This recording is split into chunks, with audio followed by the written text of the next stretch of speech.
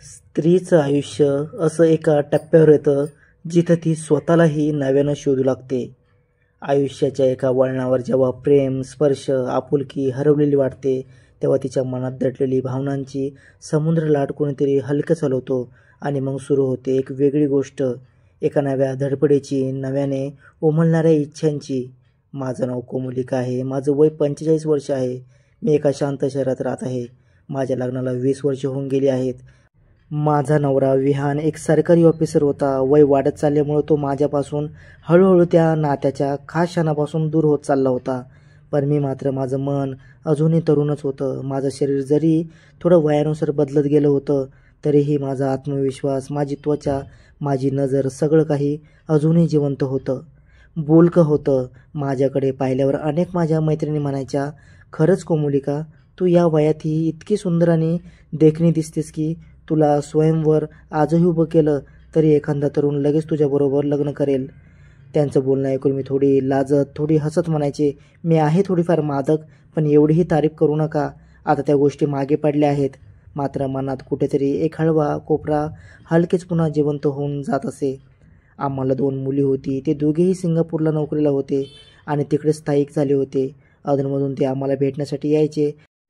पण आता ते त्यांचं स्वतःचं आयुष्य जगत होते. माझ्या नवऱ्याचा तो जुना उत्साह आता कुठंतरी हरवला होता, पण माझं मन मात्र अजूनही चैतन्यानं भरलेलं होतं. या वयात जिथं स्त्रिया अनेकदा स्वतःच्या इच्छा बाजूला ठेवतात, माझ्यात एक वेगळीच ओढ निर्माण होऊ लागली होती. कधी कधी वाटायचं, एखाद्या योग्य व्यक्तीचा योग्य वेळी साथ मिळाला तर काही क्षण तरी पुन्हा जिवंत होतील ना. आमच्या घराच्या जरी एक कॉलेजमध्ये जाणारा मुलगा राहत होता. त्याचं नाव आठवते मला, राजवीर. तो दिसायला खूपच हँडसम, सडपातळ शरीरयष्टीचा आणि एकदम शांत स्वभावाचा मुलगा होता. सकाळी कॉलेजला जायचा आणि दुपारी एकटाच घरी यायचा. तो त्याच्या रूममध्ये राहत असे, अभ्यासात गुंतलेला, स्वतःच्या जगात रमलेला. हळूहळू माझं लक्ष त्याच्याकडे जाऊ लागलं. त्याच्या वागण्यात एक प्रकारचं शिस्तबद्ध सौंदर्य होतं. कधी पाण्याच्या आवाजावरून कळायचं की आला असेल, कधी एखादं हसणं की जे दाराआडून येत असे. माझ्या मनात काहीसा तरंग निर्माण करून जात असे. काही दिवसांनी मी सहज शेजारच्या काकूमार्फत त्याची चौकशी केली. तेव्हा समजलं की त्याचं वय आता लग्नाचं झालं आहे. पण कोणीही त्याला मुलगी देत नव्हतं, कारण तो अजून नोकरी करत नव्हता. म्हणून त्याने निश्चय केला होता, सुरुवातीला स्वतःच्या पायावर उभं राहायचं, मगच पुढं काही. ह्या विचारामुळे माझ्या मनात त्याच्याबद्दल आदरही वाटू लागला आणि अनाहूतपणे आकर्षणही.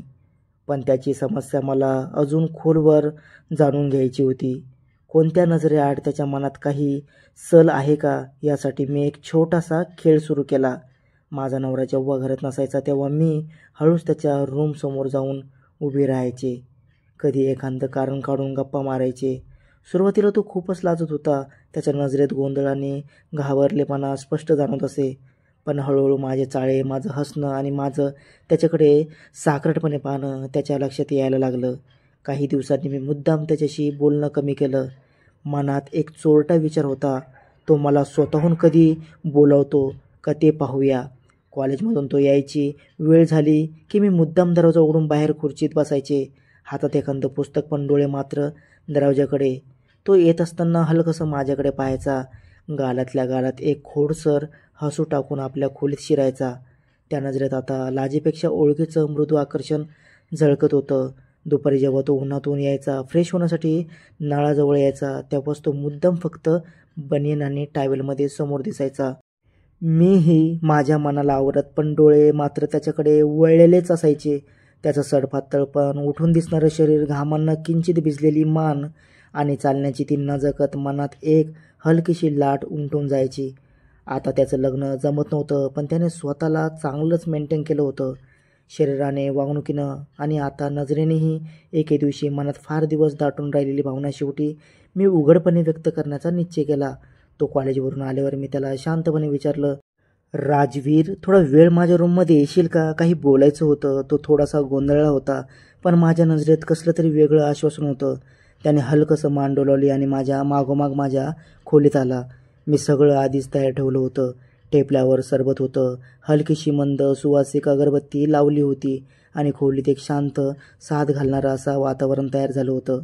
मी त्याच्या अगदी जवळ बसले, इतकं जवळ की माझा श्वास त्याच्या अंगावर उमटेल इतकं. राजवीर थोडासा अस्वस्थ झाला. त्याच्या नजरेत प्रश्न होते. एवढ्या वयाची बाई इतक्या जवळ का येत आहे? पण मी त्या नजरेत उत्तर देणारे होते. माझ्या मनातली ती अतृप्त ओढ, त्या वयाची दाटलेली इच्छा आज मी शब्दात उतरवणार होते. मी त्याच्याकडे पाहत हलक्या आवाजात म्हणाले, हे बघ राजवीर, तुझं लग्न जमत नाही याचं तू टेन्शन घेऊ नकोस. पण जर तुला खरंच कुणाचं सानिध्य हवं असेल, जिथं तू निसंकोच राहू शकतोस, जिथं तू पूर्णपणे स्वतःला मुक्त करू शकतोस, तर मी आहे इथे. तुला जे समाधान हवं आहे ते मी देऊ शकते. फक्त तू तयार असायला हवं. माझं हे बोलणं ऐकून तो गप्प बसणारा लाजरा राजवीर अचानक खडखड बोलू लागला. त्याच्या आवाजात भीती नव्हती, तेव्हा फक्त स्वीकार होता, ओढ होती आणि मनातून आलेला विश्वास. मी त्याच्याकडे पाहून हळूच म्हटलं, का कोणास ठाऊक, पण या वयातही राजवीर तुझं माझ्याकडे एक वेगळंच आकर्षण वाटतं. माझा नवरा आता थकला आहे आणि माझं मन, माझं शरीर अजूनही त्या ओढीसाठी आसुसलेलं आहे. त्याने माझ्या डोळ्यात पाहिलं आणि मग एका क्षणात त्याची नजर माझ्या छातीवर स्थिरावली. हळूहळू त्याचा हात माझ्या पोटावरून फिरू लागला. त्या हालचालीत आता लाज नव्हती, ते एक निमूट स्वीकार होतं आणि खोल आतून उठलेली इच्छा. मी घराच्या बाहेर नजर टाकली. कोणी नव्हतं आणि माझा नवरा येण्यासाठी अजून वेळ होता.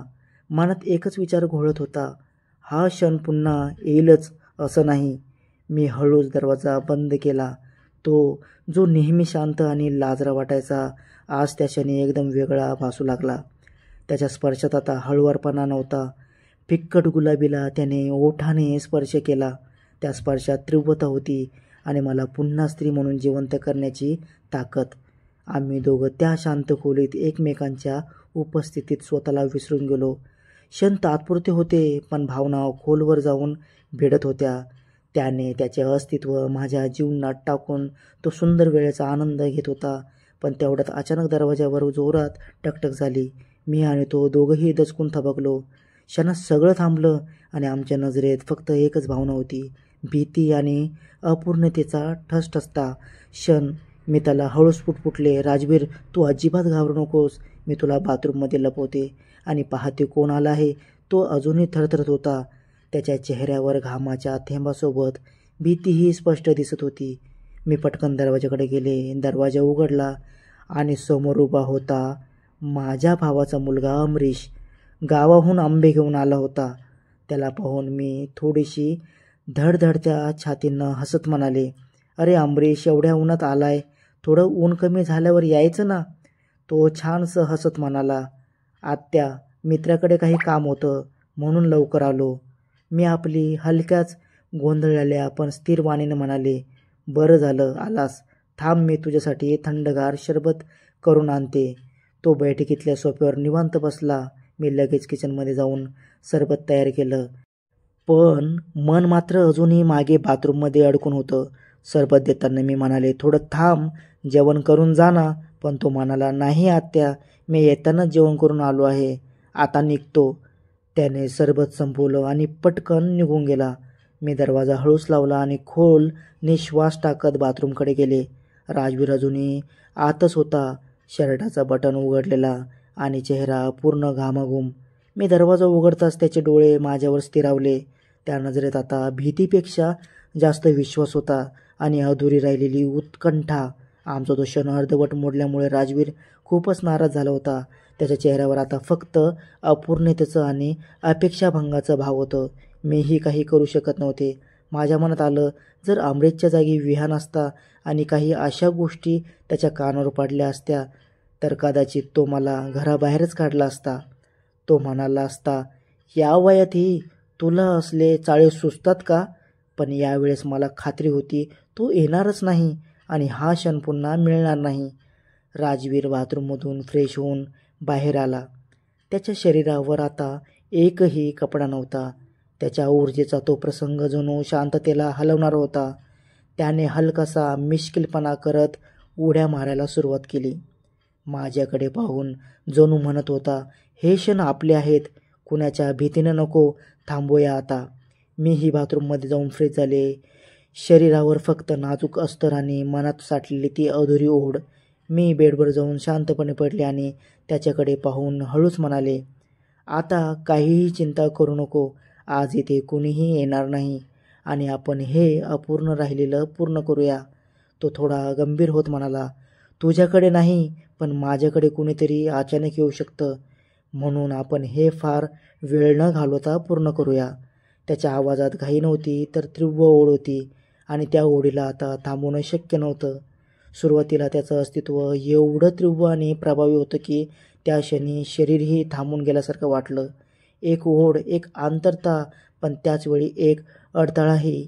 मी त्याच्याकडे पाहून हळूच म्हणाले, थोडा वेळ घे, सगळं सहज होईल. त्याने माझ्या इशाऱ्यावर हलकासा स्पर्श केला. अंगणात दाटलेला धुके हळूहळू पसरावं तसा तो माझ्या शरीरात उतरू लागला. क्षणोक्षणी त्याच्या स्पर्शातलं आत्मीयतेचं नवं रूप उलगडत गेलं. त्याने त्याचं स्थिर अस्तित्व माझ्या जीवनात टाकलं आणि त्या सुंदर वेळाचा खूप जोरजोराने अनुभव घेऊ लागला. मी पण त्या सुंदर वेळाचा अनुभव घेता घेता खूप रडले, कारण की राजवर हा फिक्कट गुलाबीला ओठांनी स्पर्श करणारा होता. कधी शांत, कधी वेडसर, कधी संयमित, पण सगळ्या पद्धतीने पूर्ण. त्या तासाभरात त्याने मला फक्त एक स्त्री म्हणून नव्हे, तर एक अपूर्ण भावना म्हणून पूर्णपणे स्वीकारलं. शेवटी जेव्हा सगळं शांत झालं, तो थोडासा गोंधळलेला हळूहळू उठला.